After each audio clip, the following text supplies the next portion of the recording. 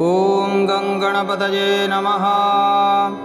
ह्रीं क्लीं श्रीं ऐं ग्लौं ह्रीं क्रौं गं गणपतये। ॐ नमो भगवते महागणपतये स्मरणमात्रसन्तुष्टाय सर्वविद्याप्रकाशनाय सर्वकामप्रदाय भवबन्धविमोचनाय ह्रीं सर्वभूतबन्धनाय क्रौं असाध्यकर्षणाय क्लीं जगत्त्रयवशीकरणाय सौः सर्वमनः शोभनाय श्रीमहासम्पत्प्रदाय ग्लौं भूमण्डलाधिपत्यप्रदाय महाज्ञानप्रदाय चिदानन्दात्मने गौरीनन्दनाय महायोगिने शिवप्रियाय सर्वानन्दवर्धनाय सर्वविद्याप्रकाशनप्रदाय द्रां चिरञ्जीवने ब्लुं सम्मोहनाय ॐ मोक्षप्रदाय फट वशीकुरु वौषटाकर्षयाकर्षय हुं विद्वेषय विद्वेषय विद्वेषय फट उच्चाटय उच्चाटय ठः ठः स्तम्भय स्तम्भय खें खें मारय मारय शोषय शोषय परमन्त्र परयन्त्र परतन्त्राणि छिन्दी छिन्दी दुष्टग्रहान् निवारय निवारय दुःखं हर हर व्याधिं नाशय नाशय नमः सम्पन्नय सम्पन्नय स्वाहा सर्वपल्लवस्वरूपाय महाविद्याय गङ्गणपतये स्वाहा। यमन्त्रं क्षिततालितमनं नघं रत्यश्चैव वज्राशिषो भूतप्रेतपिशाचकाः प्रहिता निर्घातपादादीनेव दिवा उत्पन्नं च समस्तदुःखं दुरिदम् उच्चाटन उत्पादकं वन्देभीष्टगणाधिपं भयहरं विघ्नोघनाशं परम्। ॐ गङ्गणपतये नमः। नमो महागणपतये महावीराय दशभुजाय मदनकालविनाशनाय मृत्युं हन हन यम यम मद मद कालं संहर संहर प्रहान् चूर्णय चूर्णय नागान् मूढय मूढय रुद्ररूपं त्रिभुवनेश्वर सर्वतोमुखं हन हन फट फट स्वाहा। गङ्गणपतये नमः। श्वेतार्कगणपतये श्वेतार्कमूलनिवासनाय वासुदेवप्रजाय दक्षप्रजापतिरक्षकाय सूर्यवरदाय कुमारगुरवे ब्रह्मादिसुरवन्दिताय सर्वभूषणाय शशाङ्कशेखराय सर्पमालाङ्कृतदेहाय धर्मध्वजाय धर्मवाहनाय त्राहि त्राहि देहि देहि अवतर अवतर। गङ्गणपतये वक्रतुण्डमहागणपतये वरदविनायकाय सर्वपुरुषवशङ्कर सर्वदुष्टमृगवशङ्कर सर्वास्वशङ्कर वशीकुरु वशीकुरु सर्वदोषां बन्धय बन्धय सर्वव्याधीन् निकृन्तय निकृन्तय सर्वविषाणी संहर संहर सर्वदारिद्र्यं मोचय मोचय सर्वविघ्नान् छिन्दी छिन्दी सर्ववज्राणि स्फोटय स्फोटय सर्वशत्रूनुच्चाटय उच्चाटय सर्वसिद्धिं कुरु कुरु सर्वकार्याणि साधय साधय गाङ्गिङ्गुं गङ्गौङ्गः। गङ्गणपतये हुं फट् स्वाहा। नमो भगवते गणपतये महावीरदशभुज मदनकालविनाशनाय मृत्युं हन हन कालसंहर संहर धम धम मथ मथ त्रैलोक्यं मोहय मोहय ब्रह्मविष्णुरुद्रान् मोहय मोहय अचिन्तबलपराक्रमाय सर्वव्याधीन् विनाशय विनाशय सर्वप्रग्रहान् चूर्णय चूर्णय नागान् मोटय मोटय त्रिभुवनेश्वर सर्वतोमुखं फट् स्वाहा। ॐ नम इति।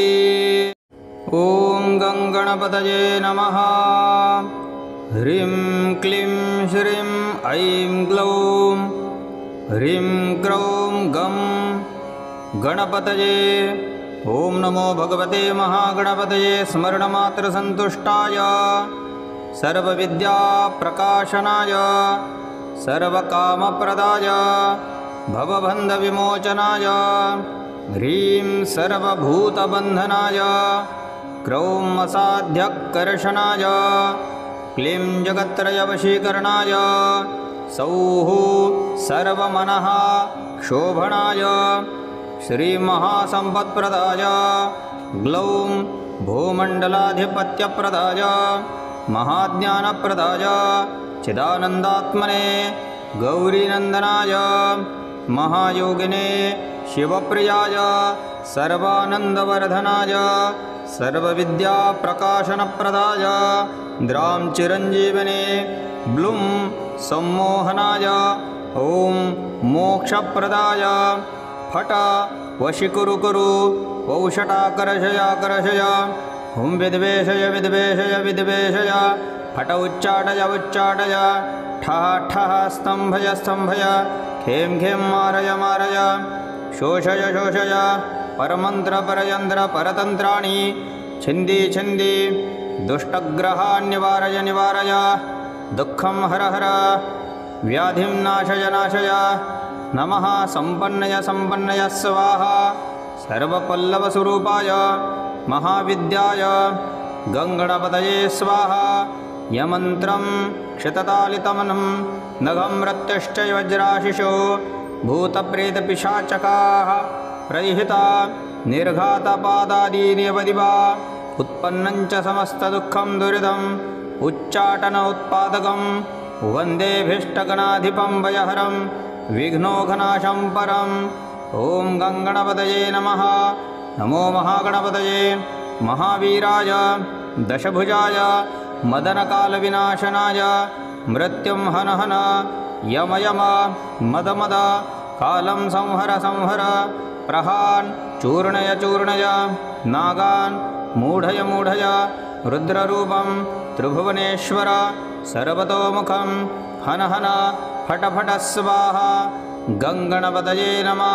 श्वेतार्कगणपतये श्वेतार्कमूलनिवासनाय वासुदेवप्रजाय दक्षप्रजापतिरक्षकाय सूर्यवरदाय कुमारगुरवे ब्रह्मादिसुरवन्दिताय सर्वभूषणाय शशाङ्कशेखराय सर्पमालाङ्कृतदेहाय धर्मध्वजाय धर्मवाहनाय त्राहि त्राहि देहि देहि अवतर अवतर गङ्गणपतये वक्रतुण्डमहागणपतये वरदविनायकाय सर्वपुरुषवशङ्कर सर्वदुष्टमृगवशङ्कर सर्वास्वशङ्कर वशीकुरु वशीकुरु सर्वदोषां बन्धय बन्धय सर्वव्याधीन् निकृन्तय निकृन्तय सर्वविषाणी संहर संहर सर्वदारिद्र्यं मोचय मोचय सर्वविघ्नान् छिन्दी छिन्दी सर्ववज्राणि स्फोटय स्फोटय सर्वशत्रूनुच्चाटय उच्चाटय सर्वसिद्धिं कुरु कुरु सर्वकार्याणि साधय साधय गाङ्गिङ्गुं गङ्गौङ्गः गङ्गणपतये हुं फट् स्वाहा। नमो भगवते गणपतये महावीरदशभुज मदनकालविनाशनाय मृत्युं हन हन कालसंहर संहर धम धम मथ मथ त्रैलोक्यं मोहय मोहय ब्रह्मविष्णुरुद्रान् मोहय मोहय अचिन्तबलपराक्रमाय सर्वव्याधीन् विनाशय विनाशय सर्वप्रग्रहान् चूर्णय चूर्णय नागान् मोटय मोटय त्रिभुवनेश्वर सर्वतोमुखं फट् स्वाहा। ॐ नमः इति। ॐ गङ्गणपतये नमः।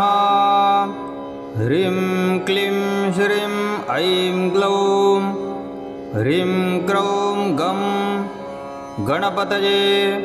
ॐ नमो भगवते महागणपतये स्मरणमात्रसन्तुष्टाय सर्वविद्याप्रकाशनाय सर्वकामप्रदाय भवबन्धविमोचनाय ह्रीं सर्वभूतबन्धनाय क्रौं असाध्यकर्षणाय क्लीं जगत्त्रयवशीकरणाय सौः सर्वमनः शोभनाय श्रीमहासम्पत्प्रदाय ग्लौं भूमण्डलाधिपत्यप्रदाय महाज्ञानप्रदाय चिदानन्दात्मने गौरीनन्दनाय महायोगिने शिवप्रियाय सर्वानन्दवर्धनाय सर्वविद्याप्रकाशनप्रदाय द्रां चिरञ्जीवने ब्लुं सम्मोहनाय ॐ मोक्षप्रदाय फट वशीकुरु कुरु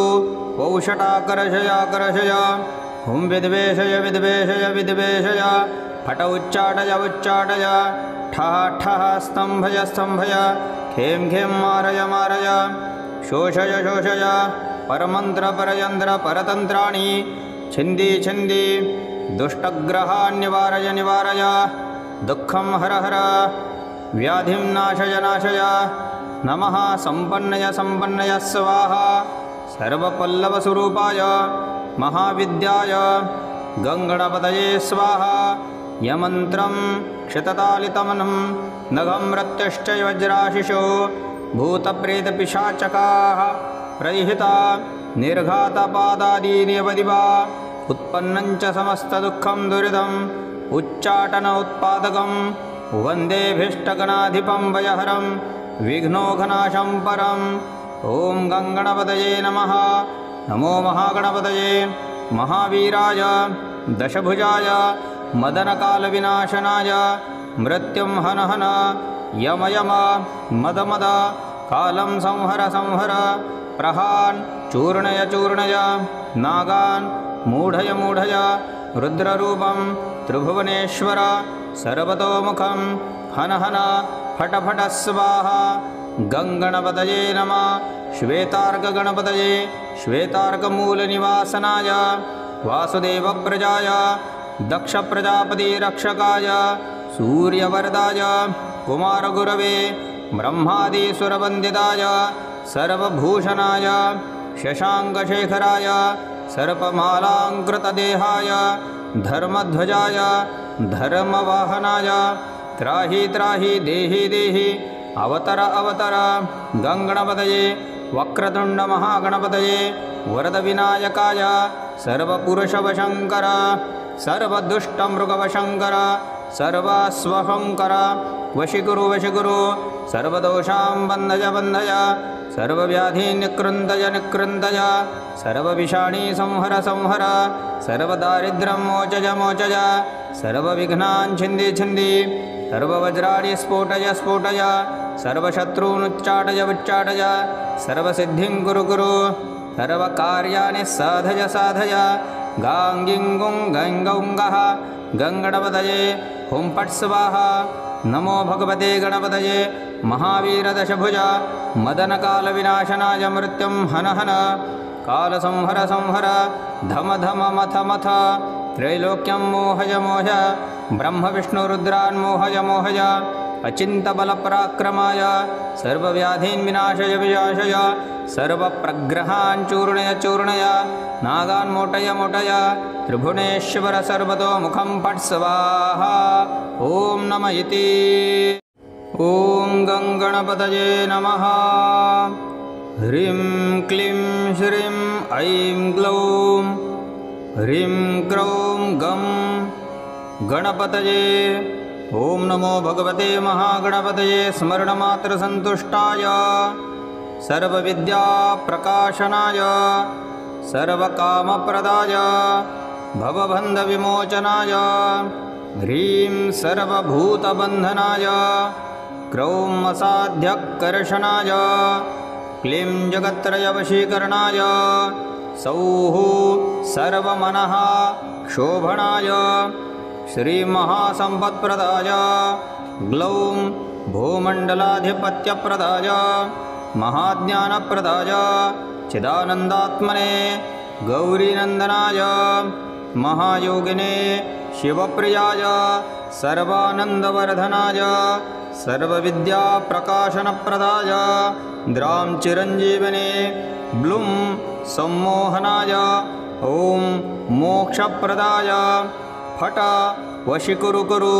पौषटाकर्षयाकर्षय हुं विद्वेषय विद्वेषय विद्वेषय फट उच्चाटय उच्चाटय ठः ठः स्तम्भय स्तम्भय खें खें मारय मारय शोषय शोषय परमन्त्र परयन्त्र परतन्त्राणि छिन्दी छिन्दी दुष्टग्रहान् निवारय निवारय दुःखं हर हर व्याधिं नाशय नाशय नमः सम्पन्नय सम्पन्नय स्वाहा सर्वपल्लवस्वरूपाय महाविद्याय गङ्गणपतये स्वाहा यमन्त्रं क्षिततालितमनं नघं मृत्युश्च वज्राशिषो भूतप्रेतपिशाचकाः प्रहिता निर्घातपादादीनेव दिवा उत्पन्नं च समस्तदुःखं दुरिदम् उच्चाटन उत्पादकं वन्देऽभीष्टगणाधिपं भयहरं विघ्नोघनाशं परम् ॐ गङ्गणपतये नमः। नमो महागणपतये महावीराय दशभुजाय मदनकालविनाशनाय मृत्युं हन हन यम यम मद मद कालं संहर संहर प्रहान् चूर्णय चूर्णय नागान् मूढय मूढय रुद्ररूपं त्रिभुवनेश्वर सर्वतोमुखं हन हन फट फट स्वाहा। गङ्गणपतये नमः। श्वेतार्कगणपतये श्वेतार्कमूलनिवासनाय वासुदेवप्रजाय दक्षप्रजापतिरक्षकाय सूर्यवरदाय कुमारगुरवे ब्रह्मादिसुरवन्दिताय सर्वभूषणाय शशाङ्कशेखराय सर्पमालाङ्कृतदेहाय धर्मध्वजाय धर्मवाहनाय त्राहि त्राहि देहि देहि अवतर अवतर। गङ्गणपतये वक्रतुण्डमहागणपतये वरदविनायकाय सर्वपुरुषवशङ्कर सर्वदुष्टमृगवशङ्कर सर्वस्वशङ्कर वशीकुरु वशीकुरु सर्वदोषां बन्धय बन्धय सर्वव्याधीन् निकृन्तय निकृन्तय सर्वविषाणी संहर संहर सर्वदारिद्र्यं मोचय मोचय सर्वविघ्नान् छिन्दि छिन्दि सर्ववज्राणि स्फोटय स्फोटय सर्वशत्रूनुच्चाटय उच्चाटय सर्वसिद्धिं कुरु कुरु सर्वकार्याणि साधय साधय गाङ्गिङ्गुं गङ्गौङ्गः। गङ्गणपतये हुं फट् स्वाहा। नमो भगवते गणपतये महावीरदशभुज मदनकालविनाशनाय मृत्युं हन हन कालसंहर संहर धम धम मथ मथ त्रैलोक्यं मोहय मोह ब्रह्मविष्णुरुद्रान् मोहय मोहय अचिन्तबलपराक्रमाय सर्वव्याधीन् विनाशय विनाशय सर्वप्रग्रहान् चूर्णय चूर्णय नागान् मोटय मोटय त्रिभुवनेश्वर सर्वतोमुखं फट् स्वाहा। ॐ नम इति। ॐ गङ्गणपतये नमः। ह्रीं क्लीं श्रीं ऐं ग्लौं ह्रीं क्रौं गं गणपतये। ॐ नमो भगवते महागणपतये स्मरणमात्रसन्तुष्टाय सर्वविद्याप्रकाशनाय सर्वकामप्रदाय भवबन्धविमोचनाय ह्रीं सर्वभूतबन्धनाय क्रौं असाध्यकर्षणाय क्लीं जगत्त्रयवशीकरणाय सौः सर्वमनः शोभनाय श्रीमहासम्पत्प्रदाय ग्लौं भूमण्डलाधिपत्यप्रदाय महाज्ञानप्रदाय चिदानन्दात्मने गौरीनन्दनाय महायोगिने शिवप्रियाय सर्वानन्दवर्धनाय सर्वविद्याप्रकाशनप्रदाय द्रां चिरञ्जीवने ब्लुं सम्मोहनाय ॐ मोक्षप्रदाय फट वशीकुरु कुरु वौषटाकर्षयाकर्षय हुं विद्वेषय विद्वेषय विद्वेषय फट उच्चाटय उच्चाटय ठः ठः स्तम्भय स्तम्भय खें खें मारय मारय शोषय शोषय परमन्त्रपरयन्त्र परतन्त्राणि छिन्दि छिन्दि दुष्टग्रहान् निवारय निवारय दुःखं हर हर व्याधिं नाशय नाशय नमः सम्पन्नय सम्पन्नय स्वाहा। सर्वपल्लवस्वरूपाय महाविद्याय गङ्गणपतये स्वाहा। यमन्त्रं क्षिततालितमनं नघं मृत्युश्च वज्राशिषो भूतप्रेतपिशाचकाः प्रहिता निर्घातपादादीनेव दिवा उत्पन्नं च समस्तदुःखं दुरिदम् उच्चाटन उत्पादकं वन्देऽभीष्टगणाधिपं भयहरं विघ्नोघनाशं परम् ॐ गङ्गणपतये नमः। नमो महागणपतये महावीराय दशभुजाय मदनकालविनाशनाय मृत्युं हन हन यम यम मद मद कालं संहर संहर प्रहान् चूर्णय चूर्णय नागान् मूढय मूढय रुद्ररूपं त्रिभुवनेश्वर सर्वतोमुखं हन हन फट फट स्वाहा गङ्गणपतये नमः श्वेतार्कगणपतये श्वेतार्कमूलनिवासनाय वासुदेवप्रजाय दक्षप्रजापतिरक्षकाय सूर्यवरदाय कुमारगुरवे ब्रह्मादिसुरवन्दिताय सर्वभूषणाय शशाङ्कशेखराय सर्पमालाङ्कृतदेहाय धर्मध्वजाय धर्मवाहनाय त्राहि त्राहि देहि देहि अवतर अवतर गङ्गणपतये वक्रतुण्डमहागणपतये वरदविनायकाय सर्वपुरुषवशङ्कर सर्वदुष्टमृगवशङ्कर सर्वास्वहङ्कर वशीकुरु वशीकुरु सर्वदोषां बन्धय बन्धय सर्वव्याधीन् निकृन्तय निकृन्तय सर्वविषाणी संहर संहर सर्वदारिद्र्यं मोचय मोचय सर्वविघ्नान् छिन्दि छिन्दि सर्ववज्राणि स्फोटय स्फोटय सर्वशत्रूनुच्चाटय उच्चाटय सर्वसिद्धिं कुरु कुरु सर्वकार्याणि साधय साधय गाङ्गिङ्गुं गङ्गौङ्गः गङ्गणपतये हुं फट् स्वाहा नमो भगवते गणपतये महावीरदशभुज मदनकालविनाशनाय मृत्युं हन हन कालसंहर संहर धम धम मथ मथ त्रैलोक्यं मोहय मोहय ब्रह्मविष्णुरुद्रान् मोहय मोहय अचिन्तबलपराक्रमाय सर्वव्याधीन् विनाशय विनाशय सर्वप्रग्रहान् चूर्णय चूर्णय नागान् मोटय मोटय त्रिभुवनेश्वर सर्वतोमुखं फट् स्वाहा ॐ नमः इति। ॐ गङ्गणपतये नमः। ह्रीं क्लीं श्रीं ऐं ग्लौं ह्रीं क्रौं गं गणपतये।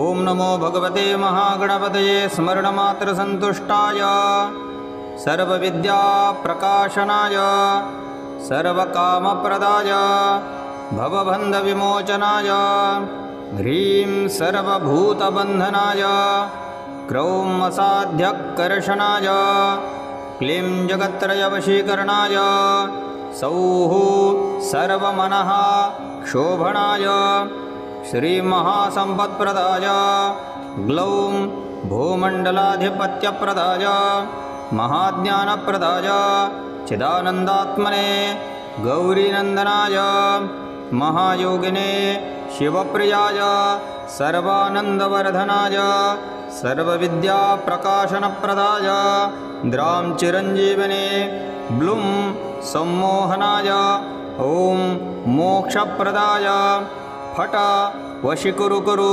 वौषटाकर्षयाकर्षय हुं विद्वेषय विद्वेषय विद्वेषय फट उच्चाटय उच्चाटय ठः ठः स्तम्भय स्तम्भय खें खें मारय मारय शोषय शोषय परमन्त्रपरयन्त्र परतन्त्राणि छिन्दि छिन्दि दुष्टग्रहान् निवारय निवारय दुःखं हर हर व्याधिं नाशय नाशय नमः सम्पन्नय सम्पन्नय स्वाहा सर्वपल्लवस्वरूपाय महाविद्याय गङ्गणपतये स्वाहा यमन्त्रं क्षिततालितमनं नघं रत्यश्च वज्राशिषो भूतप्रेतपिशाचकाः प्रहिता निर्घातपादादीनिवदिवा उत्पन्नं च समस्तदुःखं दुरिदम् उच्चाटन उत्पादकं वन्देभीष्टगणाधिपं वयहरं विघ्नोघनाशं परम्।